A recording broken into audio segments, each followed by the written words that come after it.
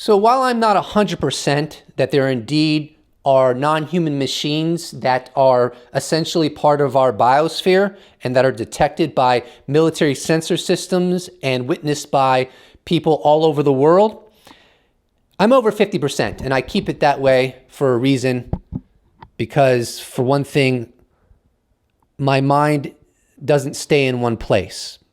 But it does stay in one place enough for me to confidently say that I am over 50% that is the case.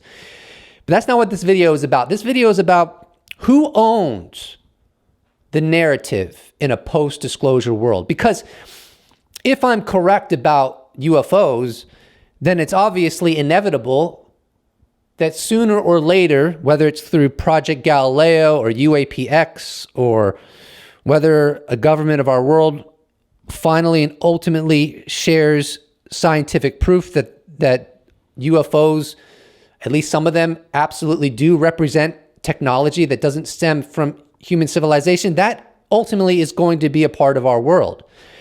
And I'm really far behind on all the recent videos that have come out with at least one of them with Elizondo and then a couple of them with Chris Mellon. Thank God I slept pretty well last night, so I'm gonna be productive today. But the point I'm trying to make is that Chris Mellon, I caught a little piece. He said that it's nonsense that the U.S. government can't keep secrets. He said that when he was, I think, part of the oversight responsibility for USAPs and secret government projects, not once did any of those projects leak. And so this idea that the government can't keep secrets is nonsense, and I agree with that. It is nonsense. It's ridiculous. How often do those unacknowledged special access programs leak? Do you know about them? Do you know what the U.S. government is doing at Area 51? No, you don't. But anyways, my point is that in a post-disclosure world, who owns the narrative? Who owns the narrative on what the nature of UFO intelligence is, what their agenda is? Should we perceive it as a threat? Should we perceive it as our space brothers or something in between? Does the U.S. government own that narrative?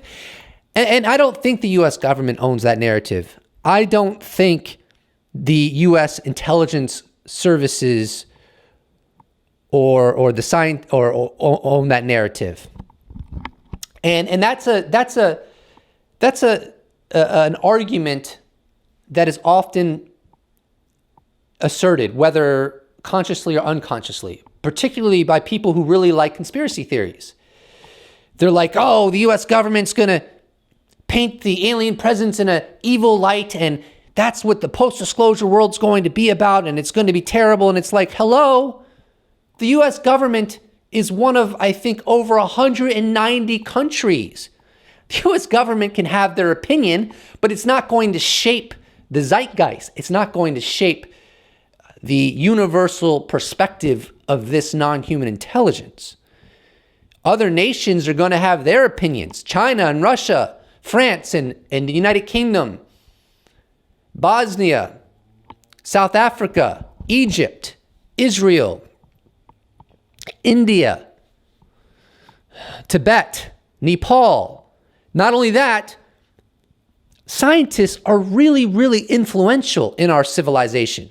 We can't deny that. And one of the best demonstrations of how influential scientists are in our civilization is that they largely ignored the UFO issue for decades. And what did that lead to? It led to all 8 billion of us largely ignoring the UFO issue over decades. So let's do a little thought experiment. Let's say the US government comes out and says that aliens are evil and we need to put billions of dollars into going into combat with aliens that are 100,000 years ahead of us. What do you think the scientific community is going to say in regards to that? Do you think they're going to think that's a good idea? I don't. I think they would say, hold your horses. They would probably say, in my opinion, that even if this alien presence has negative aspects to it, to put all this taxpayer money into building up arms to go into combat with them is probably not a good use of money. And if we were to ever initiate combat with this presence, the risk of doing so could be catastrophic. Because if they retaliate with their 100,000 plus year ahead of us technology, well, we're all in a lot of trouble. I mean, that's just common sense. And as I demonstrated, scientists of our world are really influential.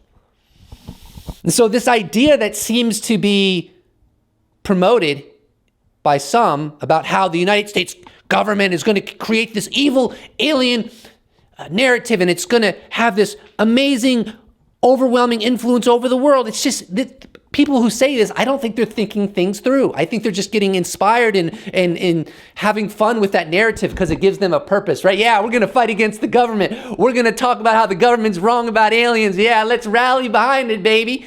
But it's like, is it really going to be that easy for the U.S. government, assuming that's the direction the U.S. government would even go in?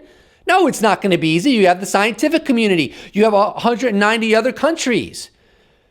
You have religious leaders. You have philosophers. You have academics. Everyone is going to contribute to the narrative. The narrative is not going to exclusively come from the government. That's not how this is going to work, in my opinion. All right, I could be wrong, but that just seems like common sense. That when one of the biggest revelations, if not the biggest revelation in human history comes out, that all of a sudden the government's going to be able to control the entire narrative. In my universe, and maybe I live in the wrong universe, but in my universe, that is nonsense. It's not going to work out that way. It's going to be a conversation. It's going to be a discussion. Worldwide, person to person, government to government, institution to institution. So a lot of the rhetoric you hear about this big alien threat narrative and it's going to take over. No, I don't think it's going to take over if it's ever even going to exist in the first place. That's not how this narrative is going to unravel.